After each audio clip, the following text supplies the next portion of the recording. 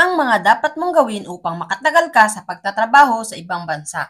Hello mga kabidabes! Ayos ba tayo dyan? Sa bidyong ito ay ating alamin ang mga dapat mong gawin upang makatagal ka sa trabaho sa ibang bansa. Kung nais mong ibang bansa, o ikaw ay tulad ko din isang OFW, tapusin mo ang bidyong ito hanggang dulo at tiyak may matutunan ka dito. At kung di mo pa ako nakikilala, ako nga pala si Chris, isang OFW dito sa bansang Saudi Arabia at isa ako sa pinalad na magkaroon ng mabuting amo. Pero bago yan, eto muna ang kwento. Nung bago pa lang ako dito sa Saudi, ramdam ko noon ang matinding kalungkutan. Dahil bago pa lang ako dito sa lugar nila, kagaya ng ibang dayo, naranasan ko din ang matinding adjustment sa klema, sa pag-uugali at lingwahe nila. Matagal din bago ko natutunan ang kanilang pamumuhay o matagal ko din itong nakasanayan. Ganun pa man, pinalad ako dahil kahit sa kabila ng struggles ko noon ay nakatagpo naman ako ng mabuting amo. Kaya naman, sinikap kong matutunan ang mga bagay na alam kong makakatulong sa akin. Hanggang sa ngayon ay nakapag-stay na ako dito na maayos at gamay ko na din ang aking mga gawain at maging mga ugali ng mga amo ko.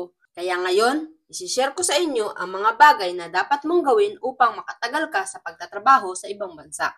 Tara mga kabidabes, pag-usapan natin yan.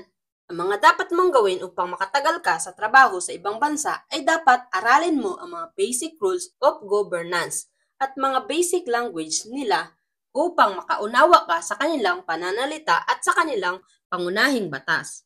Mahalagang malaman ang mga rules ng bansang ating pupuntahan dahil ito'y gabay natin upang mapabuti ang ating pananatili sa ibang bansa.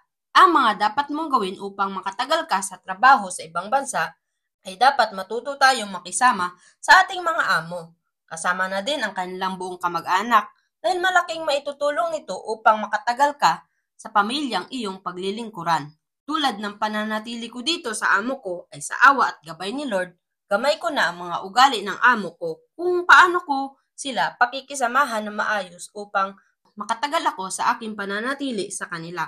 Kasama na rito ang kanilang mga kamag-anak, mga anak at mga apo ng aking amo.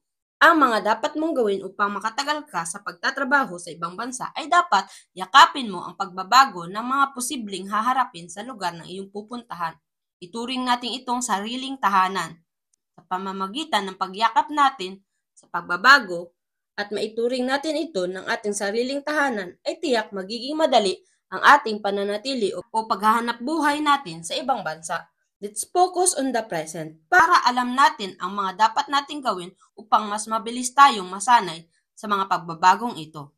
Ang mga dapat mong gawin upang makatagal ka sa pagtatrabaho sa ibang bansa ay dapat iwasan natin ang sobrang pagiging emosyonal o pag-iisip ng mga bagay na hindi natin kontrolado at nararating o nakukuha. Mahalagang matuto tayong mag-control ng ating mga emosyon dahil ang emosyon ay nakakapagbigay ng matinding kalungkutan sa atin. Ang mga dapat nating gawin ay ituon natin ang mga sarili natin sa mga bagay na nakakapagpagaan ng pakiramdam sa pamamagitan ng paggawa ng mga bagay-bagay na iyong pinapahalagahan. Maaari ka ding manood ng mga palabas na maaring makapagbigay sa iyo ng saya tulad ng mga teleserye sa ating bansa o maging sa mga palabas na nakakatuwa at mga palabas na may makukuha kang aral. Pamamagitan nito, siguradong hindi mo na mamamalayang nasa ibang bansa ka pala. At mas makasanayan mo na ang pananatili mo dito. At iyan ang mga halimbawa na maaring simple lang pero malaki ang maitutulong sa iyo upang katagal ka sa bansang iyong kinaroroonan. Dapat matuto tayong mahalin at yakapin ang mga pangyayari sa kasalukuyan upang makaiwas tayo sa mga posibilidad na epekto ng ating pananatili dito. Naniniwala ako na tayong mga Pilipino ay likas sa atin ang galing at husay sa pag-adapt at pakikisama. Kaya madami sa atin ang nakikipagsabalaran sa ibang bansa. Ang kalaban kasi natin dito ay yung mga masyado tayong kakulong sa ideya na nag-iisa tayo, malayo tayo, sa ibang bansa tayo. Kaya akala natin na natural lang ang maging emosyonal. Hindi masama makaramdam nito. Pero ang pahirapan mo ang sarili mo sa kakaisip ng mga negatibong bagay ay malaking pagkakamali. Dapat maging positibo tayong umarap sa bawat araw at magandang kinabukasan. Sama-sama tayong mga OFW na may magandang pananaw sa buhay. Kapit bisig sa mas magandang buhay at magandang Pilipinas. Mga kabidabes, ang buhay natin sa mundong ito ay pansamantala lamang. Maaaring natangay tayo sa mga dakong hindi natin inasahang marating natin. Sa una lamang mahirap, dahil natural ang hindi tayo masanay sa pagbabago. Pero huwag tayong panghinaan ng loob. Humugot tayo ng inspirasyon sa mga positibong bagay at magagandang bagay. Hindi pagkakamali ang makarating tayo sa ibang bansa na ating kinaroroonan. Dahil una, pangarap mo iyan. At sa pagharap ng pangarap ay madaming pagsubok. Ngunit sa kabila nito ay isang magandang patutuo na mapagtagumpayan mo ang bawat pahina nito. Dahil madaming kapwa natin na tinitingnan tayo bilang isang inspirasyon.